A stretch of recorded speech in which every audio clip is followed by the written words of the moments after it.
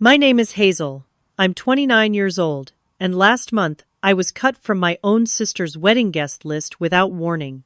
After years of supporting Olivia through everything, one cold text message erased me from her perfect day. Instead of begging to be included, I made a decision that shocked everyone. While they prepared for the big ceremony, I boarded a plane to Bali with my phone turned off.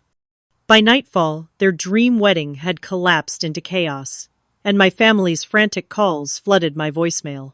Before I tell you what happened, let me know where you're watching from, and don't forget to like and subscribe. Growing up, Olivia and I had a complicated relationship. With a 5-year age gap between us, I was 12 and she was 7 when our parents decided to end their 20-year marriage. The divorce wasn't just the end of their relationship. It was the beginning of my role as a second parent in our household. Mom worked 2 jobs to keep us afloat, which meant I became responsible for much of Olivia's daily care. "Hazel, make sure Olivia finishes her homework," Mom would say as she rushed out the door for her evening shift at the hospital. "And don't forget, she needs her lunch packed for tomorrow." While other teenagers were going to football games and school dances, I was helping Olivia with math problems and making sure she ate a proper dinner. I didn't resent it at first. Olivia was a sweet kid with bouncy curls and a gap-toothed smile that could melt your heart. She would leave little thank you notes on my pillow drawings of the 2 of us holding hands with "Best Sister Ever" scrawled across the top. Things changed as we got older. The appreciation faded, replaced by expectations. By the time I was 17, I had been accepted to several colleges, including one offering a partial scholarship for graphic design, my passion. But it was 3 hours away, and Mom couldn't manage without me. "We need you here, Hazel," she said, her voice tinged with guilt, but firm nonetheless. "Just go to community college for now. Maybe in a couple years when Olivia's older." Those couple years never came. Instead, I watched my high school friends post about dorm life and spring break trips while I worked part-time at a local print shop and took night classes. Meanwhile, Olivia blossomed into a social butterfly, her calendar full of sleepovers and extracurricular activities that Mom somehow always managed to drive her to despite her supposedly overwhelming schedule. The pattern of favoritism wasn't subtle. On my 21st birthday, Mom forgot to buy a cake because Olivia had a dance recital the same day. When I graduated with my associate degree, the celebration dinner was cut short because Olivia wasn't feeling well. Dad wasn't much better after the divorce. His guilt manifested in lavish gifts for Olivia, while I received practical items like gas cards and grocery store gift certificates. "You're so responsible, Hazel," he'd say, as if it were a compliment rather than an acknowledgement that he saw me as an adult who didn't need his attention. By the time I finally moved into my own apartment at 23, the dynamic was set in stone. I was the reliable one, the fixer, the emotional support. Olivia was the one who needed protecting, whose feelings and desires took priority. That's why when Dave entered the picture 2 years ago, I should have recognized the warning signs immediately. Olivia met him at a friend's birthday party, and within weeks, he was all she talked about. Dave was 33, worked in finance, and had the kind of polished charm that immediately put me on edge. "He's taking me to this exclusive restaurant tonight," Olivia gushed during one of our weekly coffee dates. "The waiting list is months long, but he knows the owner." Little inconsistencies appeared in his stories. He claimed to be a senior investment advisor, but I never saw him take work calls or stay late at the office. He mentioned a corner office downtown, but when I suggested meeting him for lunch one day, he quickly changed the subject. Most concerning was how he subtly isolated Olivia from her friends and family. "Dave thinks it's better if we save for our future instead of going out with your friends so much," she explained, when canceling our plans for the 3rd time in a month. The changes in Olivia were gradual but unmistakable. Her colorful wardrobe was replaced with neutral tones that Dave preferred. She stopped posting on social media without his approval. Her once bubbly personality became subdued in his presence, her eyes constantly darting to him for validation before she spoke. I tried raising my concerns with our parents, but they were enchanted by Dave's surface-level charm and apparent financial stability. "He's such a gentleman," Mom said after meeting him, "and he's got such a good head on his shoulders. Olivia needs someone like that." Dad was equally impressed. "The guy knows his wines and cigars. He's going places, that one." The red flags continued to wave. 6 months into their relationship, I spotted Dave at a restaurant with another woman, their body language unmistakably intimate. When I mentioned it to Olivia, she immediately accused me of trying to sabotage her happiness. "He already told me about her. She's a client," she snapped. "Why are you always so suspicious of anyone who makes me happy?" Around the same time, Olivia began borrowing money from our parents' vague explanations about temporary cash flow issues that never quite added up. When I suggested she might want to be more careful with her finances, she accused me of jealousy. The final warning came when I overheard Dave on the phone in our parents' backyard during a family barbecue. His voice, low but intense. "Just move the accounts like I told you. They won't notice until after everything's finalized." When I tried one last time to voice my concerns to our parents, Dave somehow got to them first. By the time I arrived for Sunday dinner, they were already primed to dismiss me. "Dave mentioned you might say something like this," Mom said, her expression disappointed. "He thinks you're jealous of Olivia's happiness. I thought you were past that childhood rivalry." Dad was more blunt. "Not everyone can find a successful partner like Dave. Maybe focus on your own dating life instead of interfering with your sister's." It was the ultimate betrayal, yet somehow not surprising. The foundation had been laid years ago, and now the pattern was simply continuing with a new player in the mix. What I didn't realize then was how spectacularly it would all unravel. When Dave proposed to Olivia, after just 18 months of dating, I put aside my reservations and embraced my assigned role supportive sister and enthusiastic maid of honor. Despite my misgivings about Dave, I was determined to make this special for Olivia. The initial planning phase was actually fun. Olivia and I spent weekends creating Pinterest boards, visiting venues, and giggling over ridiculous wedding traditions. For a brief period, it felt like we were reconnecting like the sisters we used to be before life and family dynamics drove a wedge between us. "I want a spring wedding," Olivia declared, as we flipped through bridal magazines in my apartment. "Something elegant, but not stuffy, you know." I threw myself into research comparing vendors and creating spreadsheets to help Olivia maximize her budget. I spent countless lunch breaks calling venues and negotiating with caterers.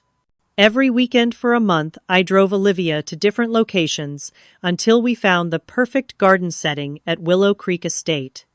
"What would I do without you, Hazel?" she said, hugging me after we put down the deposit. The words warmed something in me that had been cold for a long time. We went dress shopping together, and I held back tears, watching Olivia twirl in a delicate lace gown that transformed her from my little sister into a radiant bride-to-be. Even Mom was emotional, squeezing my hand as Olivia said yes to the dress. "You girls," she sniffled, "my beautiful girls." That golden period lasted exactly 3 weeks and 4 days. The shift began when Olivia introduced me to Julia, supposedly an old college friend who had experience in event planning. Julia was tall, blonde, and exuded a confidence that bordered on arrogance. From the moment she joined our planning sessions, the dynamic changed. "That's a sweet idea, Hazel," she would say with a thin smile, "but professionally speaking, it's a bit dated. Let me show you what's trending now." Somehow, Julia was suddenly present at every meeting, every decision. More disturbing was how Dave materialized alongside her, despite having shown zero interest in wedding details before. The two of them formed a united front, with Olivia increasingly deferring to their judgment. "Julia thinks we should go with the more expensive florist," Olivia told me, ignoring the careful budget I'd created. "Dave says not to worry about the money." I might have written it off as wedding excitement clouding her judgment, except for the looks I caught passing between Dave and Julia when they thought no one was watching. A private smile here, a lingering touch there, nothing I could definitively call inappropriate, but enough to set off alarm bells. The exclusion began subtly. A cake tasting scheduled when I had an unmovable work commitment, a meeting with the photographer rescheduled without informing me. Texts about important decisions arriving after they'd already been made. "Oh, didn't Julia tell you?" became Olivia's frequent refrain. I thought she was keeping everyone in the loop. Then came the bachelorette party, a weekend getaway I knew nothing about until I saw the photos on Instagram. 8 women, including Julia, as the apparent organizer celebrating at a vineyard I had actually suggested months earlier. When I confronted Olivia, her explanation was flimsy at best. "It was last minute, and I knew you had that big project deadline." Julia offered to handle everything. The final blow came during what should have been a routine meeting with the wedding coordinator. As we reviewed the processional order, the coordinator looked at her notes with confusion. "So, Julia will be your maid of honor, and Hazel is a bridesmaid, correct?" The silence that followed was deafening. Olivia couldn't meet my eyes, and Julia had the audacity to pat my arm consolingly. "We thought it made more sense this way," Julia explained when Olivia remained silent, "since I'm handling most of the coordination already." I maintained my composure, somehow excusing myself to use the restroom where I splashed cold water on my face and stared at my reflection. The woman looking back at me seemed tired, diminished somehow. I'd spent my life being the responsible one, the supportive one, the one who put everyone else first. And this was my reward. That evening, I overheard a conversation that confirmed my worst suspicions. I had forgotten my phone at Olivia's apartment and returned to retrieve it. The door was unlocked, and I heard Dave and Julia in the kitchen speaking in hushed tones. "The accounts are ready," Dave was saying. "Once we're married, the transfers will be clean and legal." "What about the sister?" Julia asked. "She's suspicious." Dave's laugh was cold. "Hazel, don't worry about her. By the time she figures anything out, we'll be long gone. Besides, Olivia barely listens to her anymore." I froze, my heart pounding. This wasn't just about wedding planning or petty jealousies. Something much more sinister was happening. I waited until they moved to another room before silently retrieving my phone and leaving. That night, I did something I should have done months ago. I researched Dave. Past the surface-level social media profiles and professional headshots was a history of small claims court cases, a bankruptcy filing from 3 years ago, and most alarmingly, a news article about investment fraud allegations that were ultimately dropped when the primary witness decided not to pursue charges. Armed with this information, I made one final attempt to warn my sister. I invited her to lunch, carefully prepared my evidence, and gently tried to open her eyes. "I'm worried about you, Olivia," I began. "There are some things about Dave that don't add up." I never got to show her my findings. She cut me off immediately, her face flushing with anger. "I know what this is about," she hissed. "You can't stand that I'm happy. You've always been jealous because everyone loves me more easily than they love you." The cruelty of her words stunned me into silence. She continued, her voice rising. "Dave warned me you'd try something like this before the wedding. He said you can't stand not being the center of attention." "Olivia, that's not true," I finally managed. I'm worried because I love you. If you loved me, you'd be happy for me, she snapped, gathering her purse. I don't want to hear another word against Dave. In fact, I don't want to hear anything from you until you can be supportive. She left me sitting alone at the restaurant, the file of evidence untouched on the table. Later that evening, both our parents called to express their disappointment in my attempt to sabotage Olivia's happiness. We raised you better than this, Mom said, her voice tight with disapproval.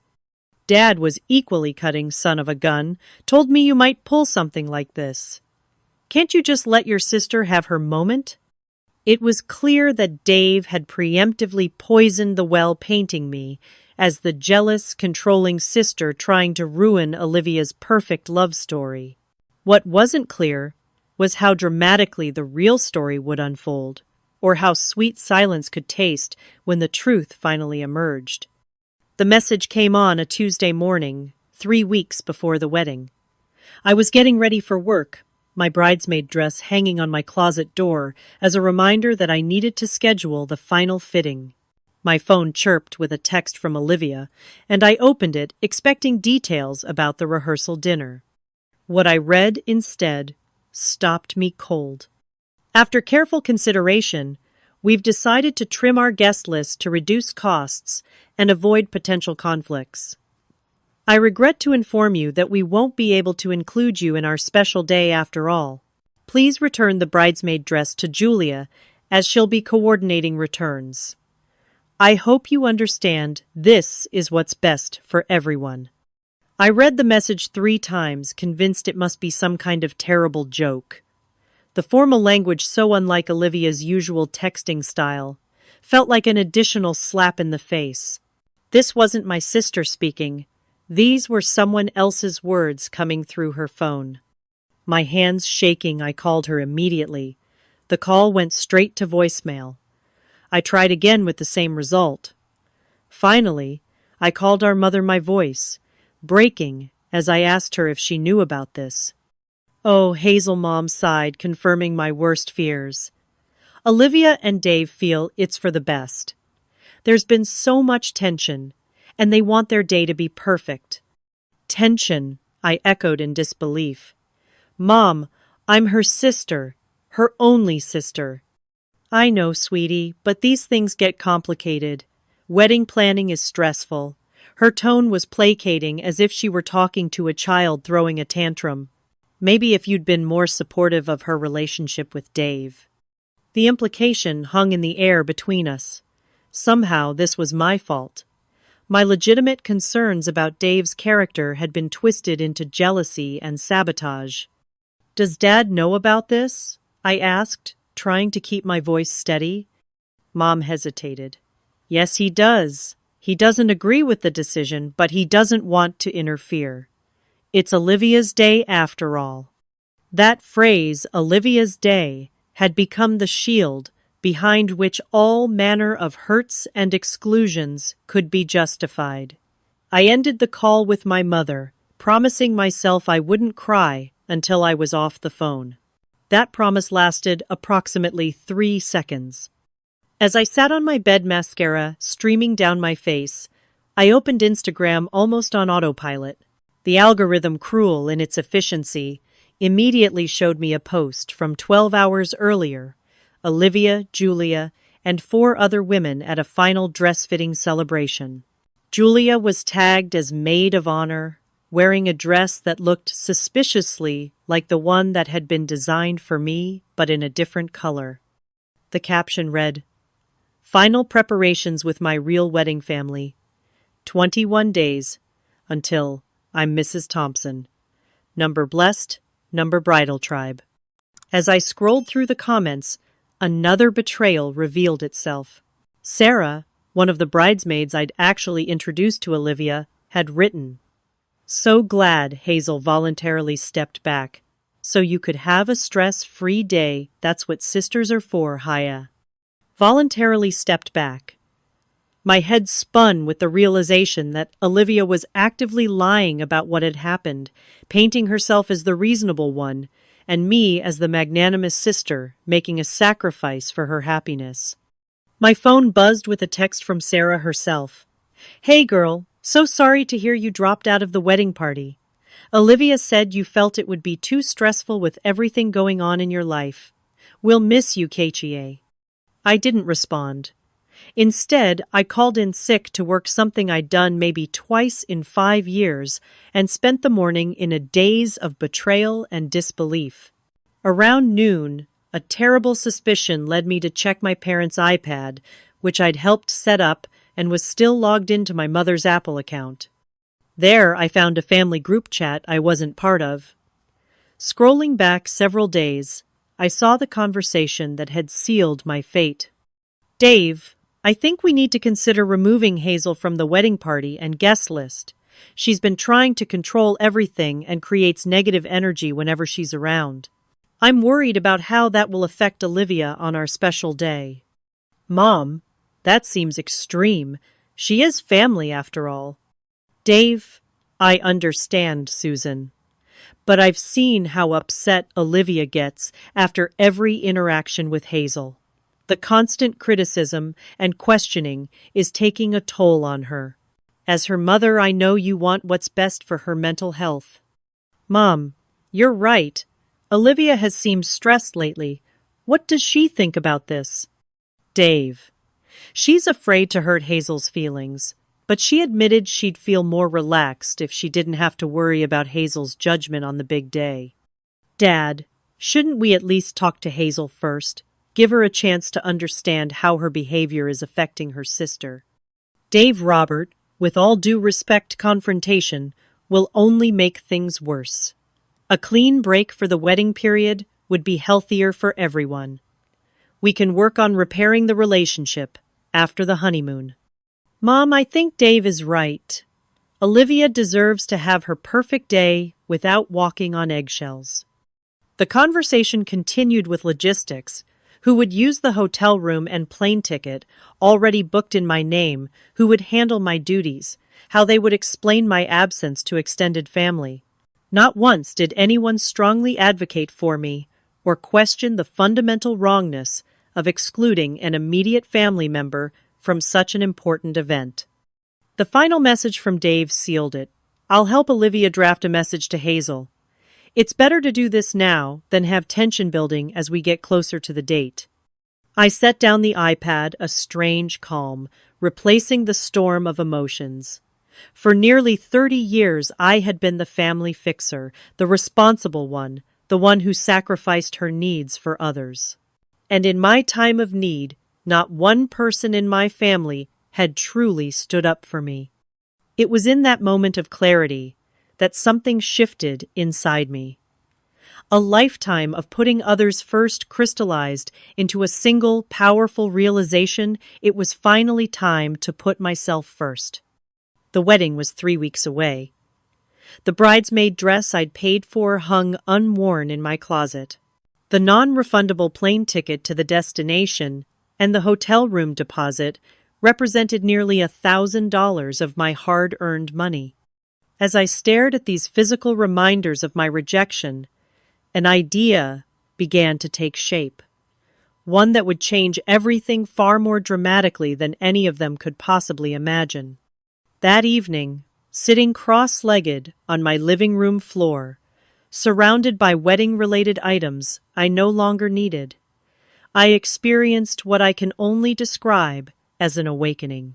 For the first time, I saw with perfect clarity how I had spent my entire life contorting myself to fit into the spaces my family allowed me to occupy. I had been the surrogate parent when our mother couldn't be there, the emotional support when Olivia needed guidance, the practical problem solver when things went wrong. And when I finally raised legitimate concerns about Dave, I was cast as the villain, the jealous sister, the troublemaker who couldn't let Olivia have her day. No more, I whispered to my empty apartment. The words felt foreign, but right like trying on a perfectly fitted dress after years of wearing hand-me-downs. I opened my laptop and pulled up the airline confirmation for my flight to the wedding destination. The ticket was non-refundable, but it could be changed for a fee. My fingers hovered over the keyboard as a wild thought took shape. What if, instead of swallowing this hurt, like I had so many others, I used these resources for myself? What if for once I prioritized my own happiness? I remembered a travel documentary I'd watched years ago about Bali. The lush landscapes, spiritual retreats, and sense of peace had captivated me, but I'd filed it away as someday a someday that never seemed to arrive because there was always someone else's needs to attend to first. With trembling fingers, I searched for flights to Bali. By some cosmic coincidence, or perhaps karmic reward, a seat was available on a flight that departed the very day I was supposed to travel to the wedding. The change fee plus fare difference would cost about the same as the gifts I had planned to buy for Olivia and Dave. "This is crazy," I said aloud, even as I entered my credit card information. But it didn't feel crazy. For the first time in recent memory, it felt absolutely right.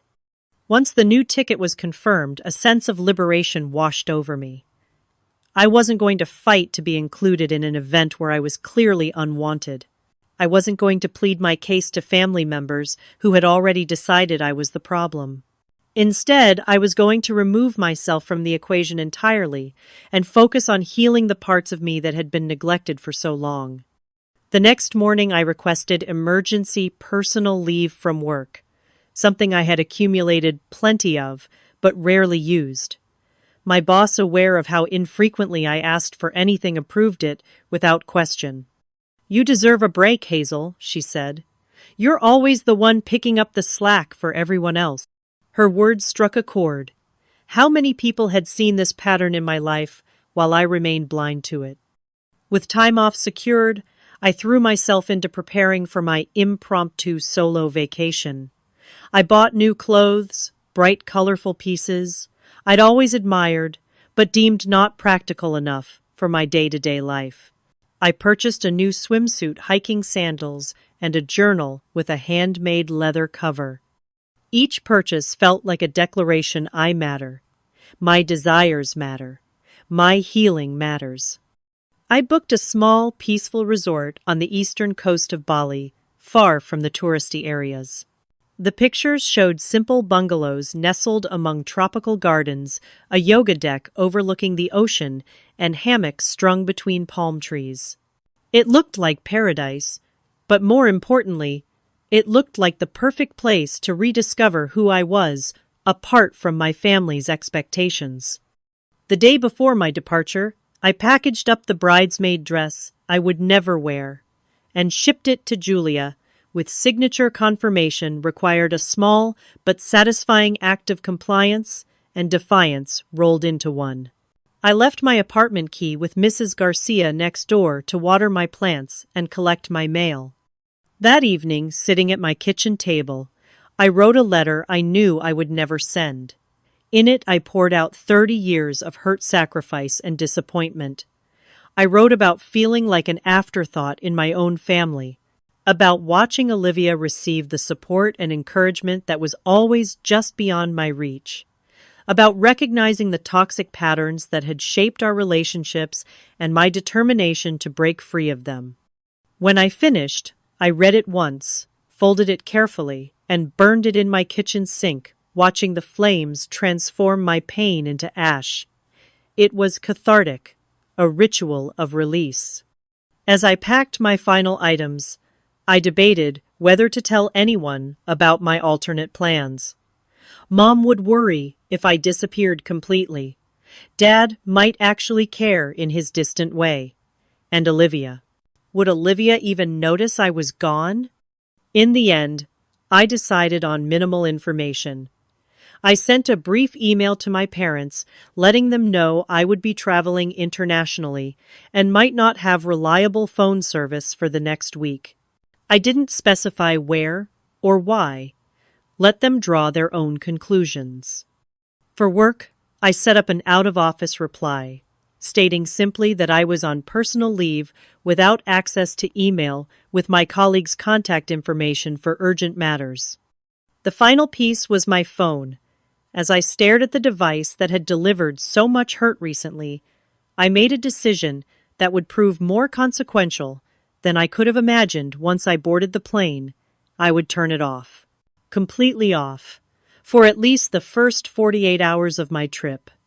No calls, no texts, no social media updates about the wedding preparations, no passive-aggressive family messages. Just me focusing on myself, probably for the first time in my adult life.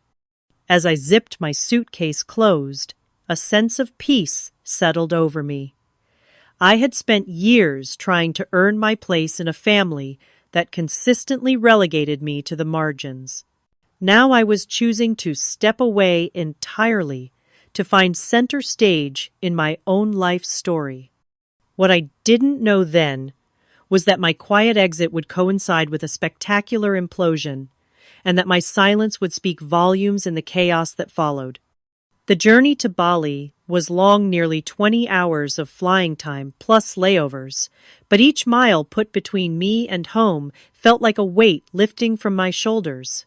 As promised to myself, I turned my phone completely off after sending one final text to Mrs. Garcia, confirming I'd arrived at the airport safely.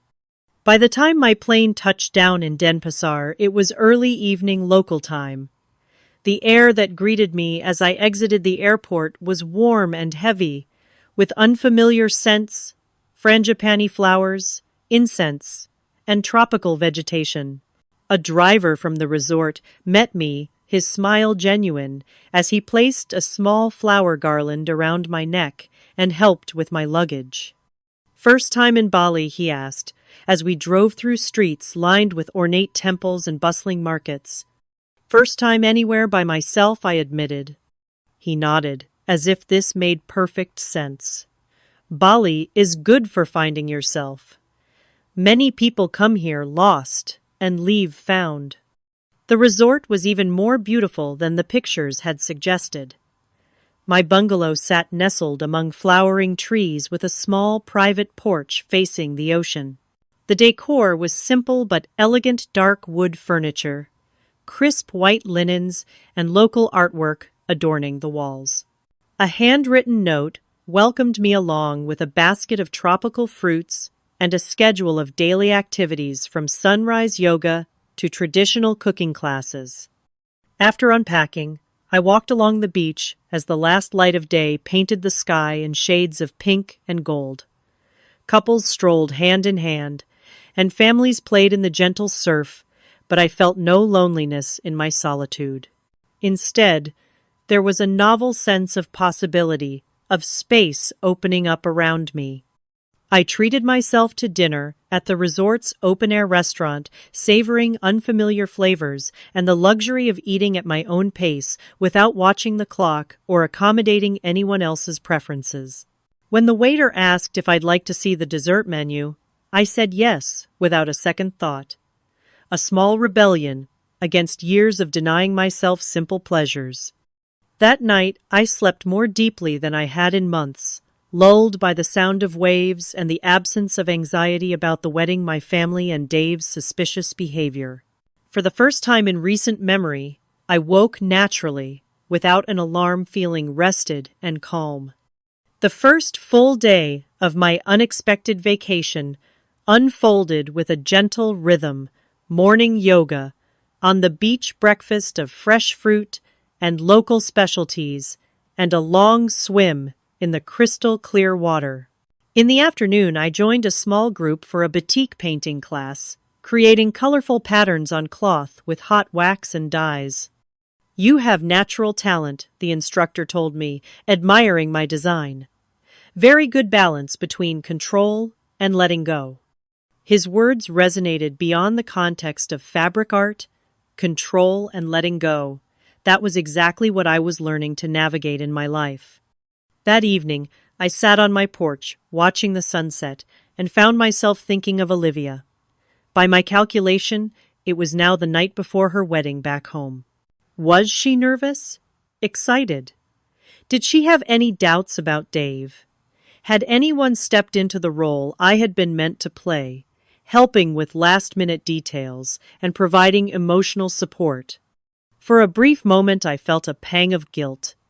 Then I remembered her cold text message, the family chat. I wasn't included in the casual cruelty with which I'd been discarded. The guilt faded, replaced by a sense of resolve. I was exactly where I needed to be. The second morning of my stay began with a guided meditation session at sunrise. The instructor, a serene woman named Ayu, spoke about the importance of releasing attachments that no longer served us. When we hold too tightly to how we think things should be, we suffer, she said. When we open our hands and let go, we make space for new possibilities. After breakfast, curiosity finally got the better of me. It had been nearly 48 hours since I'd turned off my phone, the longest I'd been disconnected in years. Sitting in a quiet corner of the resort's garden, I powered it on, half expecting a flood of messages. What I found exceeded even my wildest imagination. 47 missed calls, 69 text messages, 23 voicemails, multiple email notifications, social media alerts by the dozen. My first thought was that something had happened to my parents or Olivia. Heart racing. I checked the most recent messages first. From Mom, sent just 3 hours ago, Hazel. Please call as soon as you get this. We're worried sick. We need to know you're safe. From Dad, 1 hour later, kid, whatever you're feeling right now, we understand. But please just let us know you're okay. Things have gone to hell here. From Olivia, the most recent, Hazel, I know. I don't deserve your forgiveness, but please call me. Everything's fallen apart, and I need my big sister. Bewildered, I scrolled back through older messages, trying to piece together what had happened. The story that emerged left me stunned. From Sarah, yesterday morning. OMG. Hazel, are you hearing what's happening? Dave and Julia have disappeared. With all the wedding money, Olivia is hysterical. From Mom, yesterday afternoon. The wedding's been called off. Dave left a note for Olivia. He's been having an affair with Julia. He took the money from their joint account. Please, call me. From Dad, around the same time. That son of a gun cleaned out their savings account. $30,000 gone. Police have been called. Where are you? From another bridesmaid, guests are showing up, and there's no wedding. Complete chaos. Someone said, you tried to warn everyone about Dave. Is that true? The messages continued in this vein, growing more frantic with each passing hour. Apparently, Dave and Julia had vanished the night before the wedding, leaving behind a brief note in which Dave confessed to their affair and apologized for the inconvenience. They had taken not only the money from the joint account Olivia had foolishly opened with Dave, but also the cash gifts that had already arrived and the remaining deposits for wedding vendors. When guests began arriving for the ceremony, they found a devastated Olivia and a hastily posted sign announcing the cancellation. According to several messages, she had suffered a panic attack so severe that paramedics had been called. The most revealing message came from Sarah. Julia told me last week that she and Dave had been planning this for months. She was laughing about it, but I thought she was joking. I should have said something. I'm so sorry, Hazel. As I sat there processing this information, my phone rang in my hand. It was my mother. After a moment's hesitation, I answered. Hazel. Oh, thank God. Mom's voice was thick with tears. We've been trying to reach you for days. Are you all right? I'm fine, I said, my voice surprisingly steady. I'm on vacation. Vacation where? We've been worried sick. I decided to take a trip since I wasn't welcome at the wedding. I replied, unable to keep a hint of bitterness from my voice. Oh, Hazel, Mom sighed. Everything's a mess here. Dave and that woman, that Julia, they ran off together. They took all of Olivia's money and the wedding deposits, everything. I know. I just read the messages. You were right about him, she admitted. We should have listened to you. Your father and I, we made a terrible mistake. The validation I had long sought was finally being offered, but it felt hollow in the wake of such chaos. Part of me wanted to say I told you so, but the words stuck in my throat as I thought of Olivia's pain. How is she? I asked instead. Not good. She's staying with us. The doctor prescribed something to help her sleep. She keeps asking for you. The irony wasn't lost on me. After being explicitly uninvited from her wedding, I was now being summoned to help pick up the pieces. Mom, I'm in Bali, I said finally. I used the plane ticket and hotel money to come here instead. Bali? She repeated incredulously. When are you coming home? It was the question I'd been asking myself since reading the messages. The old Hazel would have immediately booked the next flight back, ready to resume her role as family fixer. But the new Hazel, the one who was just beginning to discover herself away from everyone's expectations, wasn't so sure. My return flight is booked for next week, I said. I need this time, Mom, for me. The silence on the other end spoke volumes about her surprise at my response. Finally, she said, I understand, but please keep your phone on just so we know you're safe. After ending the call, I sat for a long time watching the ocean processing what had happened and my conflicted feelings about it. I had been right about Dave all along, but there was no satisfaction in that knowledge, only sadness for Olivia and anger at the way my concerns had been dismissed. I picked up my phone one more time to send a brief message to Olivia. I just heard what happened. I'm so sorry, Oh. I'm traveling right now, but I'm here for you when you're ready to talk. Take care of yourself. Love, H. Then I put my phone on silent, tucked it into my bag, and headed to the beach. I had come to Bali to heal, and despite the chaos unfolding at home, that was exactly what I intended to do. Over the next 2 days, I maintained minimal contact with my family, checking messages once in the morning and once in the evening, but otherwise focusing on my Bali experience. The full story of what had transpired continued to unfold through texts, calls, and social media updates. The financial damage was even worse than initially reported. Dave had not only emptied the joint account containing Olivia's savings of $50,000, but he had also somehow gained access to the separate account where the wedding deposits were held, another $25,000 that had been contributed by both sets of parents. He had maxed out credit cards in Olivia's name and most disturbingly had attempted to take out a home equity loan on our parents' house using forged documents. The bank called to verify some details. Thank goodness, Dad explained during our brief phone conversation. Otherwise, we might not have known until it was too late. A background check that should have been done months ago revealed that Dave Thompson had a history of financial fraud in 2 other states. His real name was Daniel Thompson Weiss, and he had served 18 months in prison 5 years earlier for similar schemes. Julia, it turned out, had been his accomplice in at least one previous case, though charges against her had been dropped due to insufficient evidence. The most damning revelation came from Megan, another bridesmaid, who finally found the courage to speak up. Julia had confided in her during the bachelorette party after several glasses of champagne. She was bragging about it, Megan's voice message explained. She said they'd been planning it for almost a year. Find a trusting, somewhat naive woman, with family money, isolate her from skeptical influences, push for a quick engagement, then clean out the accounts just before the wedding day. They've done it twice before. The mention of skeptical influences hit home. I had been systematically removed precisely because I had seen through their facade.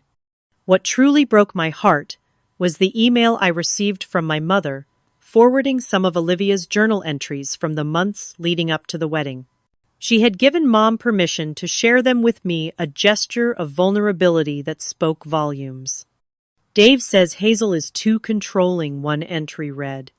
He thinks she's jealous of our happiness because she's alone.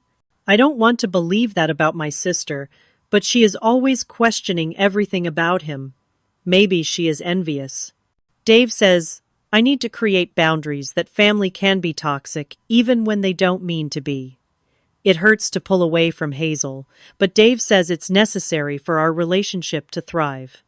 Another entry dated just a week before I was cut from the guest list was even more revealing. Dave and Julia think it would be better if Hazel wasn't at the wedding. They say her negative energy will affect our special day. I feel terrible even considering it, but Dave says sometimes we have to make hard choices for our happiness. When I expressed doubts, he reminded me how Hazel has always tried to mother me to control my life. Maybe he's right. Maybe a clean break is what we need. The manipulation was textbook emotional abuse, and it made me sick to see how effectively Dave had turned Olivia against me.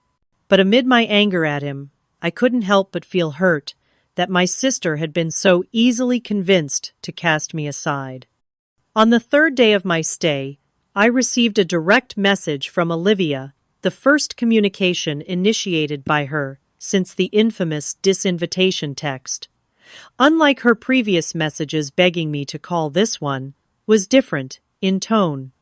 Hazel, I don't know if you're reading these, and I understand if you never want to speak to me again. I'm not asking for your help or advice. I just want you to know how deeply sorry I am. I let Dave convince me that your concerns came from jealousy, not love.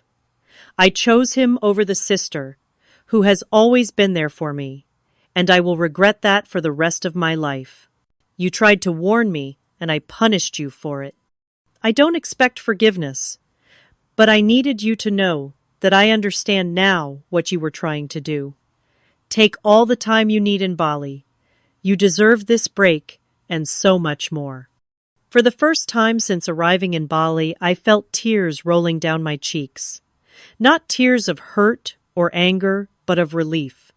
This message wasn't asking me to fix anything or comfort anyone.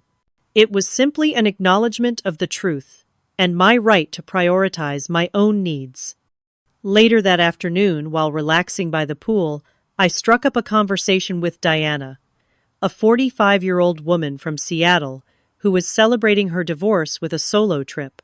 Families can be wonderful, but they can also be toxic, she told me when I shared a simplified version of my situation. The hardest lesson I ever learned was that you can love people from a distance.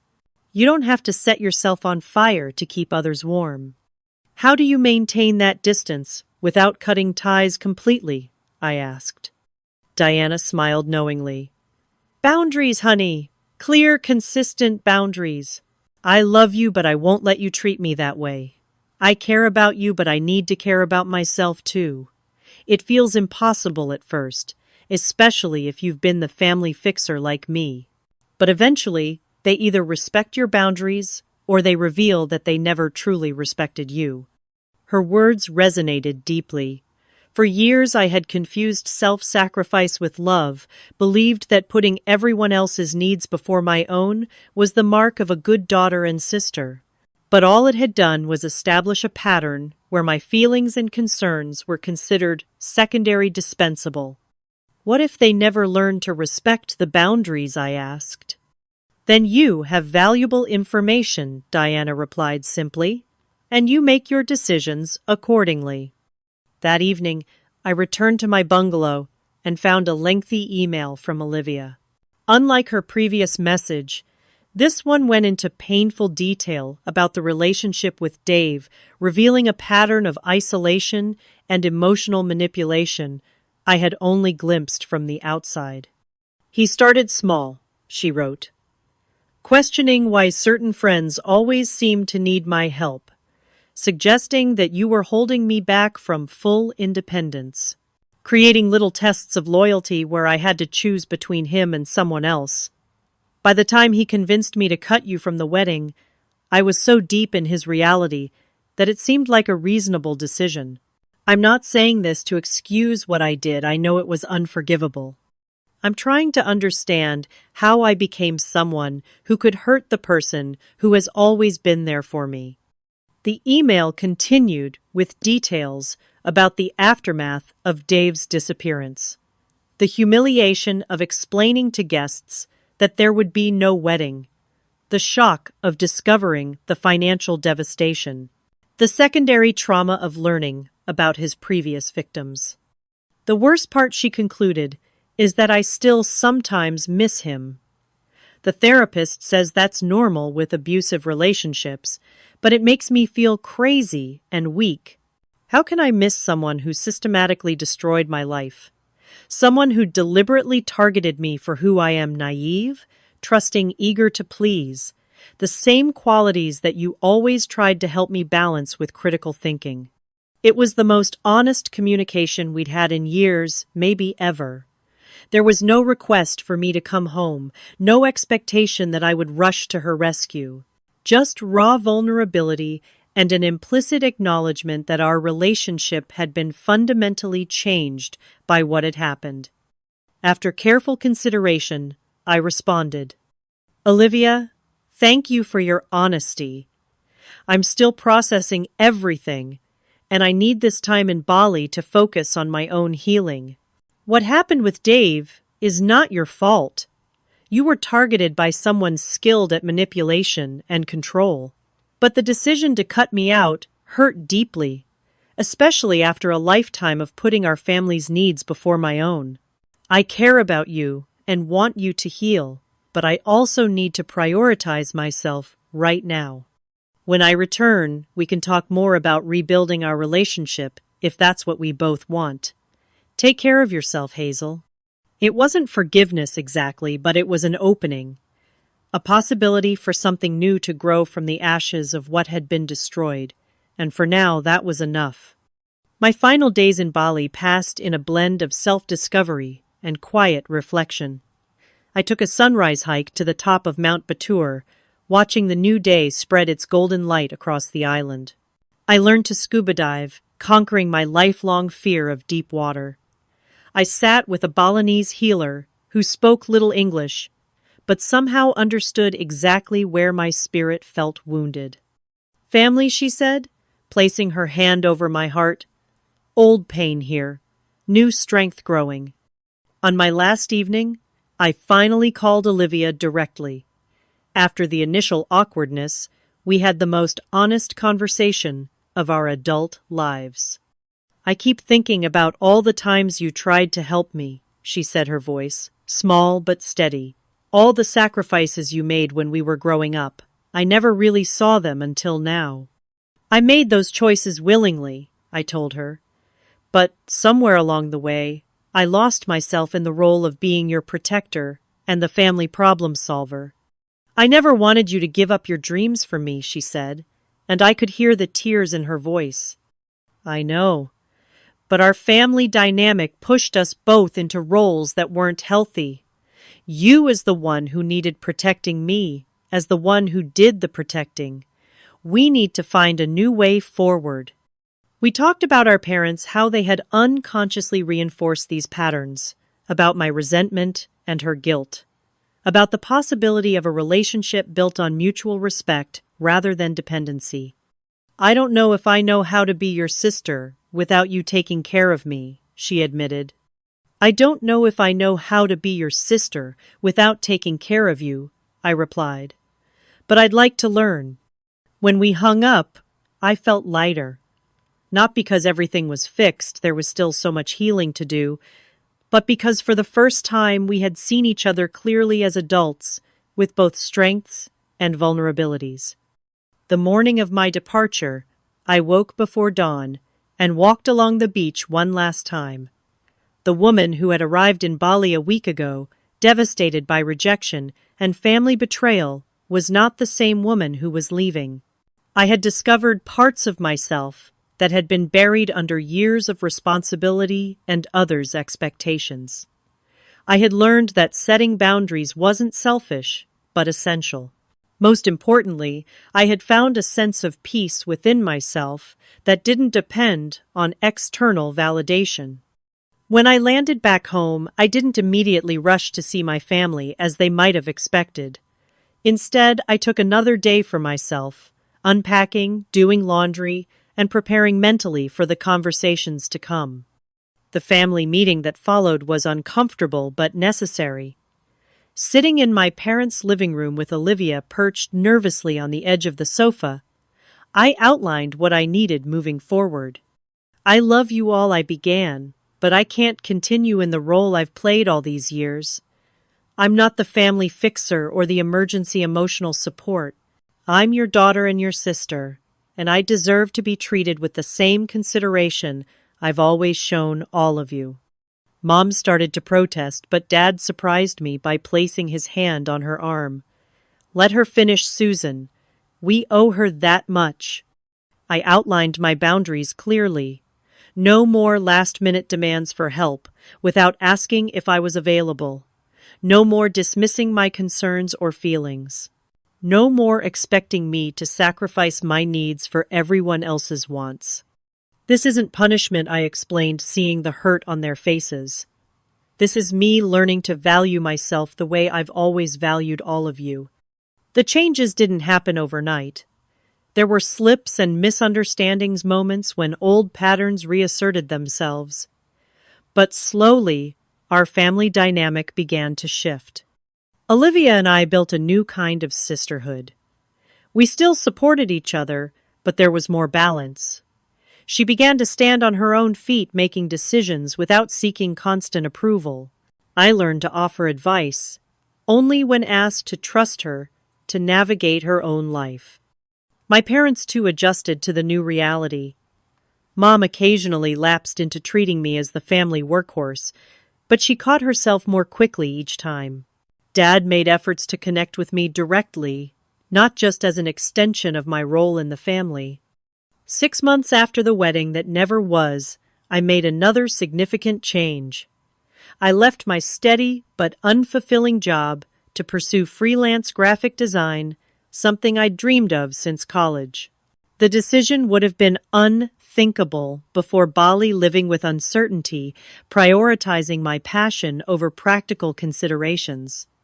But my time away had shown me that I could trust myself to navigate unknown waters. Olivia was one of my first clients, hiring me to design the branding for the small bakery she opened with money she'd saved from her new job. It was a small gesture, but a meaningful one. Her way of showing she valued my talents, not just my caretaking. Looking back now, I sometimes think about that cold text message that cut me from the wedding guest list.